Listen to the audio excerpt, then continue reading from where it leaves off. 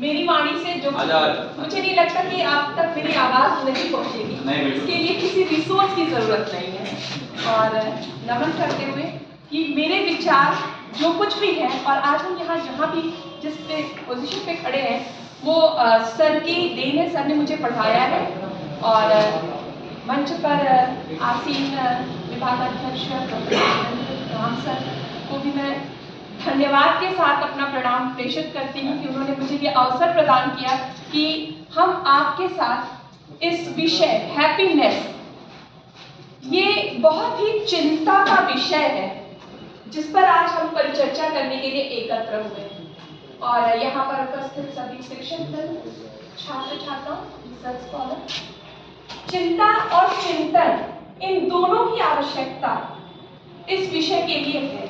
चिंता इसलिए कि हम मैटेरियलिस्टिक तो हो गए हैं, हम चीजों को अचीव करने के लिए लगे हैं, लेकिन चिंतन इसलिए कि क्या वो मैटेरियलिस्टिक चीजें हमें हैप्पीनेस की ओर ले जाएंगी या हैप्पीनेस से दूर रखेंगी। एक छोटा सा उदाहरण है मोबाइल फोन का। मोबाइल फोन हम क्या करते हैं, हम मोबाइल फोन पे ले करके शायद घंटों क्या कुछ काम को भी डिले कर देते हैं रील्स देखने के चक्कर में। थोड़ी देर में उठेंगे, थोड़ी देर में अच्छा ये वाला देख लेते हैं, उसके बाद और इंटरेस्ट आता जाता है। तो हम क्या कर रहे हैं, इस पर चिंतन की आवश्यकता है, क्योंकि इससे स्ट्रेस लेवल जो हो रहा है वो इंक्रीज कर रहा है। आप कुछ नहीं, आप 4 से 5 घंटे हाथ में मोबाइल फोन जब आप पकड़ लेते हैं, उसके बाद आप हाथ दोनों हाथों में कंपेयर करिए, जिस हाथ से आपने मोबाइल फोन को यूज किया पकड़ा है उसमें वाइब्रेशन हो रहा, और वो वाइब्रेशन क्या करता है कि आपके जो स्ट्रेस लेवल है उसको इंक्रीज करता है, और उसको इंक्रीज करने के साथ एक बहुत कॉमन डिजीज और बहुत तेजी से डेवलप हो रही है, यंगस्टर्स में भी डेवलप हो रही है, हाई ब्लड प्रेशर की प्रॉब्लम। आप रिसर्च भी करते हैं, आप देखिएगा कि पेपर वगैरह भी तैयार करने होंगे तो आप ये देखिएगा कि जो यंगस्टर्स हैं उनमें ब्लड प्रेशर का लेवल हाई हो रहा है ज्यादा। क्यों? इस लॉन्ग ड्यूरेशन के मोबाइल फोन से। और जब आप बहुत देर तक मोबाइल फोन यूज कर लेते हैं तो उसका परिणाम क्या होता है, आपकी आंखों में क्या होता है, स्ट्रेस आ जाता है, तनाव सा रहता है, सिर भारी लगता है, बहुत इरिटेशन होती है, और ये सारे जो सिम्टम्स हैं ये हैप्पीनेस के लिए है ही।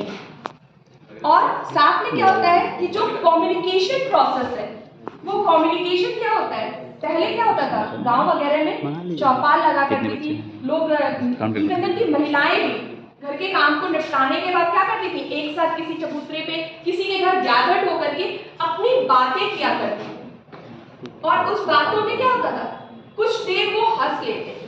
आजकल हमारा साथी कौन हो गया है, मोबाइल।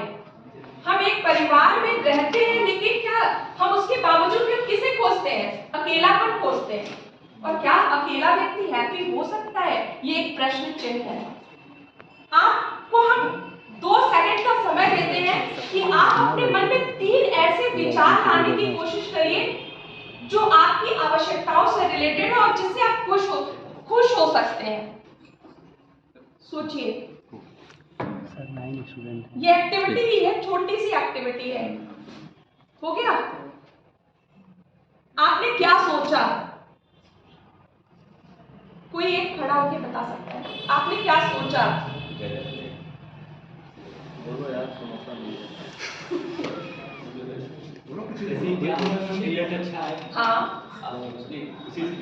हाँ, यही सोचा ना। रिजल्ट से कितनी देर आप हैप्पी रह सकते हैं? क्या रिजल्ट, खुश होना और हैप्पीनेस दोनों में डिफरेंस है। आपका अच्छा रिजल्ट आ जाएगा तो क्या उसके बाद आप मतलब जो सैचुरेशन की स्टेज है वो हो जाएगी? नहीं। नेक्स्ट उसके बाद फिर आपकी कुछ रिक्वायरमेंट्स आएंगी, और एक के बाद एक रिक्वायरमेंट जो आती है ना, वो पूरी लाइफ की लायबिलिटीज को बढ़ाते चले जाती। जैसे क्या है, आप स्टूडेंट हैं, आप अच्छे अपने आप को अच्छा रिप्रेजेंट करें, आप अच्छे स्कोर करें, आप क्या एक अच्छी जॉब हो जाए, ठीक है, अच्छी शादी हो जाए, अच्छे से बच्चे आ जाएंगे, बच्चों का पालन पोषण हो जाएगा। उसके बाद क्या है, इच्छाएं क्या है, उनकी शादियां हो जाए। उसके बाद क्या है, आप तो बूढ़े हो जाएंगे, उसके बाद क्या होगा, एक पोते का शादी देख लेते तो फिर ये हो जाता। आप हैप्पी हुए कहाँ? कभी नहीं। क्यों? क्योंकि आपने अपनी हैप्पीनेस के लिए तो कभी सोचा ही नहीं। और हैप्पीनेस क्या है? हैप्पीनेस है क्या? स्टेट ऑफ माइंड गुड है तो वही हैप्पीनेस है। मैस्लो की थ्योरी में जो हायरार्की ऑफ नीड है, हम 3-4 में ही उलझ के रह चुके हैं। जो सेल्फ एक्चुअलाइजेशन की स्टेज है वो हैप्पीनेस की स्टेज है, और हम वहां तक पहुंच ही नहीं पाते। क्यों?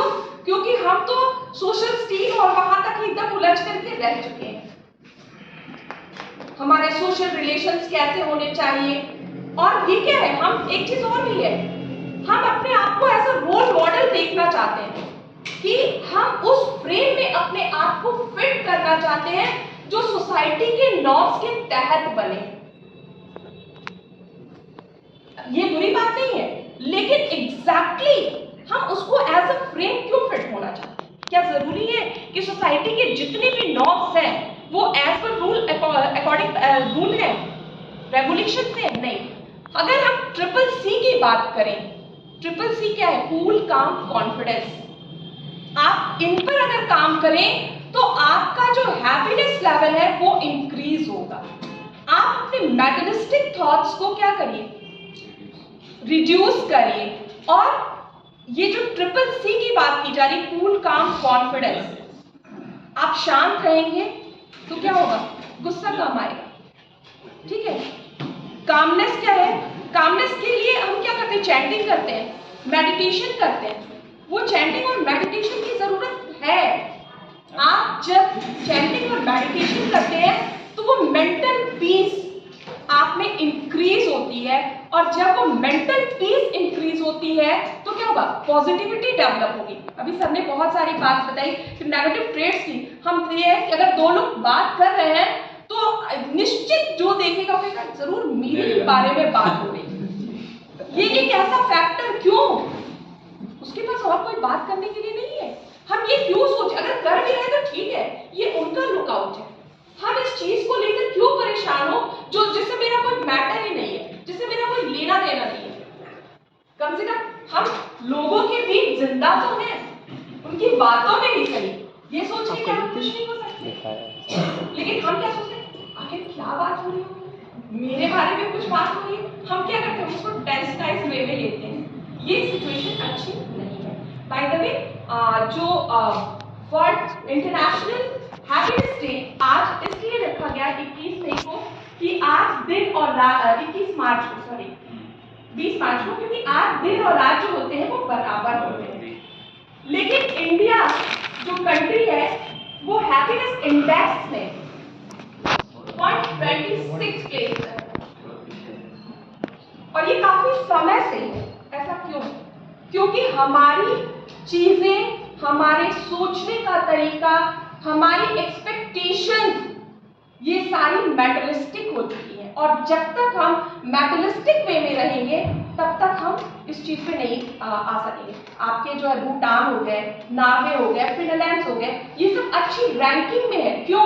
क्योंकि इनकी थॉट्स मैटेरियलिस्टिक नहीं है, इनका अप्रोच रियलिस्टिक है। जब मैटेरियलिस्टिक से आप रियलिस्टिक की तरफ बढ़ जाएंगे, बहुत कुछ नहीं करना है, सिर्फ रियलिस्टिक अप्रोच लाना है। और वो रियलिस्टिक अप्रोच क्या है?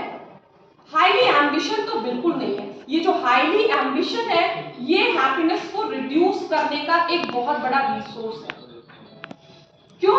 आप एक चीज को अचीव करने जाते हैं, एक जो हाईली एम्बिशियस होते हैं वो एक चीज को अचीव करने के बाद क्या होता है? उनकी नेक्स्ट एक्सपेक्टेशन बढ़ जाती है, दूसरी एक्सपेक्टेशंस आ जाती है। तो कहीं ना कहीं ये सही है, लेकिन अगर मेंटल पीस और हैप्पीनेस की बात की जाए या पॉजिटिव वे की बात की जाए तो वहां पर ये फिट नहीं बनती।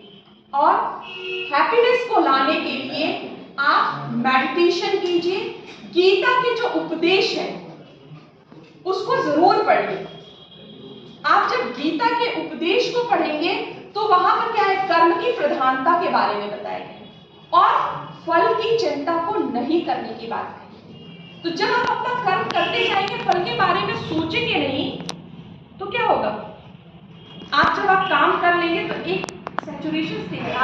जितना हमने अपने लिए काम सोचा था वो हमने कर लिया। एक रिलैक्सेशन स्टेज आएगी और वो जो रिलैक्सेशन स्टेज होगी वो आपको हैप्पी रखने के लिए एक मेन रोल प्ले करेगी। तो हम बस आपको यही कहना चाहेंगे कि एक्सपेक्टेशंस और एम्बिशन इन दोनों के साथ साथ अपने आप के लिए भी समय निकालिए। ट्रिपल सी की बात कही गई है, कूल, काम, कॉन्फिडेंस। आप अगर ये तीनों चीजें लाएंगे और as a mission of happiness, कुछ नहीं, अगर आपको बहुत टेंशन है उसका सबसे इजी तरीका है, कैथारसिस की बात कही गई है, सर ने कैथारसिस की बात की, आप कुछ मत करिए, 2-4 पेज लीजिए और अपनी जितनी भी जो चीजें आपको लिखना है जिससे ये लगे कि ये जो स्ट्रेस बस्टर है उसको रिड्यूस किया जा सकता है, आप लिख डालिए। क्योंकि आप किसी को कहेंगे तो फिर सामने वाला बाउंसर देगा ही। तो उस बाउंसर से बचने का सबसे अच्छा तरीका है कि आप लिख डालिए या शीशे के सामने खड़े होकर के आप अपने सारे अंदर के गुबार को बाहर निकाल दीजिए और उसके बाद आपको खुद में अपने आप में बहुत ज्यादा प्रसन्नता की अनुभूति होगी और वो प्रसन्नता नितांत आवश्यक है आपके आगे के जीवन के लिए, आपके स्ट्रेस बस्टर को कम करने के लिए और बहुत सारी जो डिजीजेस है, चाहे डायबिटीज हो, चाहे ब्लड प्रेशर हो, चाहे ब्रेन से रिलेटेड डिजीजेस हैं, उन सबको कम करने के लिए हैप्पीनेस पर ध्यान देना बहुत आवश्यक है। आप लोगों ने मुझे सुना, इसके लिए बहुत बहुत धन्यवाद आपका।